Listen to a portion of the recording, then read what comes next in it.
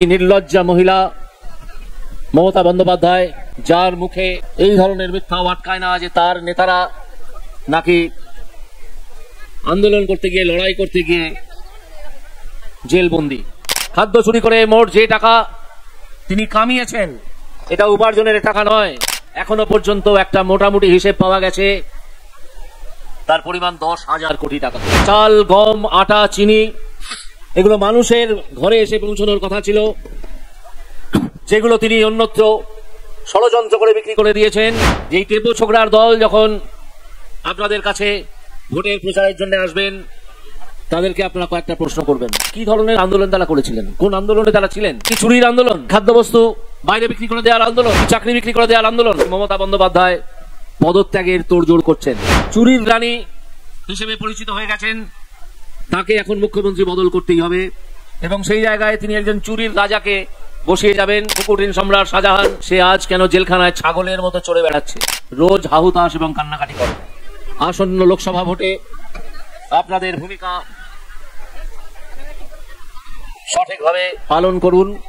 দেখতে পারবেন যে এই নির্লজ্জা মহিলা মমতা বন্দ্যোপাধ্যায় যার মুখে এই ধরনের মিথ্যা আটকায় না যে তার নেতারা নাকি আন্দোলন করতে গিয়ে লড়াই করতে গিয়ে জেলবন্দি।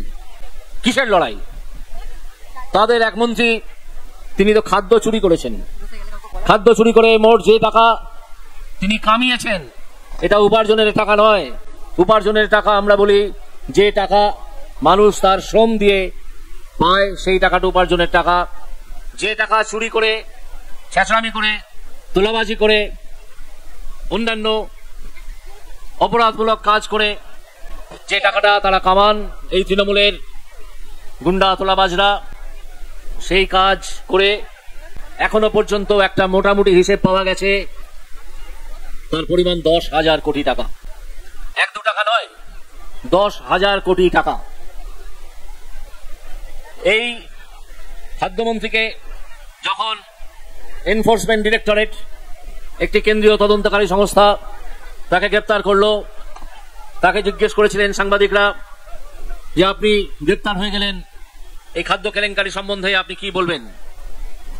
তখন তিনি একথা বলেননি যে দিদি বলবেন, তিনি বলেছিলেন দিদি সব জানেন, দিদি সব জানেন। অর্থাৎ যে টাকা তিনি এই খাদ্যবস্তু অর্থাৎ চাল, গম, আটা, চিনি এগুলো মানুষের ঘরে এসে পৌঁছানোর কথা ছিল, যেগুলো তিনি অন্যত্র ষড়যন্ত্র করে বিক্রি করে দিয়েছেন, তিনি বলছেন যে দিদি সব জানেন। তাই এটা তো স্বাভাবিক যে এই দিদি বলবেন যে আমাদের যে নেতারা জেলবন্দি, এই নির্লজ্জা মহিলা বলবেন যে আমাদের নেতারা যারা জেলবন্দি তারা আন্দোলন করতে গিয়ে জেলে গেছেন। কি আন্দোলন? তৃণমূল কংগ্রেস আপনাদের কাছে ভোট চাইতে আসবে, যোগাযোগ করবে, তাদের একটি ডেপো ছোকরা এখানে প্রার্থী হয়েছে, তার সম্বন্ধে আমি বিশেষ কিছু বলতে চাই না, শুধু এই মন্তব্যটি করা ছাড়া যে টেপো ছোকরার দল যখন আপনাদের কাছে ভোটের প্রচারের জন্য আসবেন তাদেরকে আপনারা কয়েকটা প্রশ্ন করবেন। প্রথম প্রশ্ন হবে যে ভাই, আপনাদের ওই নেত্রী মমতা বন্দ্যোপাধ্যায় গতকাল অর্থাৎ শনিবার একটি নির্বাচনী প্রচারে বলেছেন যে আমার নেতারা, আমার দলের নেতারা আন্দোলন করতে গিয়ে জেলে আছেন। তো কি ধরনের আন্দোলন তারা করেছিলেন, কোন আন্দোলনে তারা ছিলেন? এটা কি চুরির আন্দোলন? এটা কি খাদ্যবস্তু বাইরে বিক্রি করে দেওয়ার আন্দোলন? এটা কি চাকরি বিক্রি করে দেওয়ার আন্দোলন? আপনারা জেনে রাখুন, এই সব চাকরি বিক্রি করে দেওয়ার জন্য, পুরসভার চাকরি বিক্রি করে দেওয়ার জন্য অযোগ্য প্রার্থীদের কাছে লাখ লাখ টাকার বিনিময়ে তারা প্রচুর ধন উপার্জন করেছেন, প্রচুর টাকা তারা কামিয়েছেন। এই প্রশ্ন তাদেরকে করবেন যে আমাদের বাড়ির ছেলেগুলোর চাকরি কোথায় গেল? আমাদের বাড়িতে যে খাদ্যবস্তু আসার কথা ছিল, চাল, গম, চিনি, আটা, সেগুলো কোথায় গেল? তার উত্তর দাও।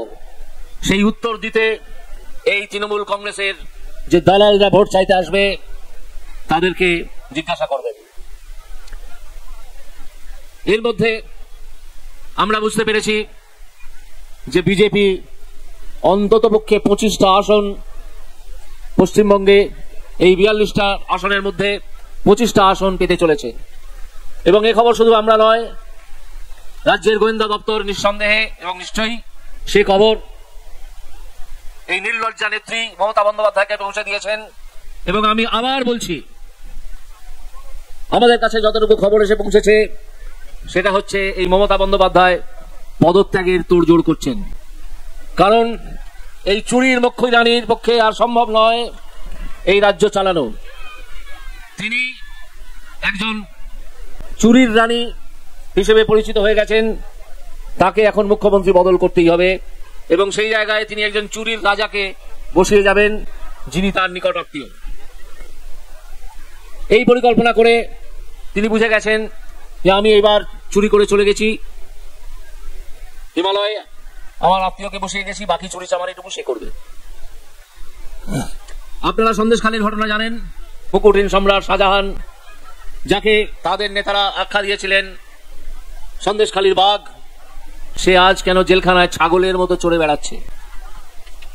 বাঘ যখন ছাগলের মতো চড়ে বেড়ায় তখন বুঝতে হয় যে একটা গন্ডগোল কিছু আছে, না হলে বাঘ ছাগলে পরিবর্তন হয় না।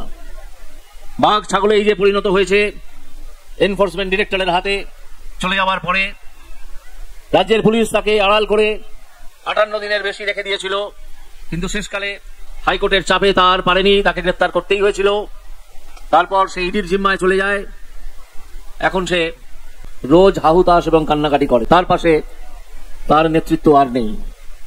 তিনি পঞ্চায়েতের একটা কর্মাধ্যক্ষ ছিলেন, সেই পদ থেকে তার দল তাকে সরিয়ে দিয়ে নিজেদের মুখ বাঁচাতে চাইছে বা পিঠ বাঁচাতে চাইছে। এই শাহজাহান কিভাবে মহিলাদের শ্লীলতাহানি করেছে অন্তত 10 বছর ধরে, কিভাবে মহিলাদের অপমান করেছে, কিভাবে ধর্ষণ করেছে, কিভাবে মানুষের জমি কেড়ে নিয়ে সেখানে নোনা জল ঢুকিয়ে সেই জমিটি নষ্ট করে ভেড়ি তৈরি করেছে, তার কিছু কিছু খবর এবং টিভির সংবাদ আপনারা শুনেছেন এবং পড়েছেন।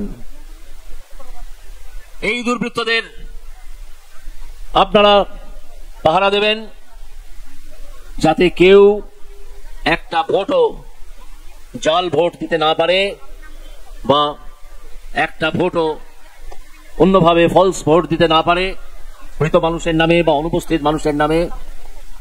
এবং প্রচার করবেন যে এই মমতাকে একটি ভোটও নয়,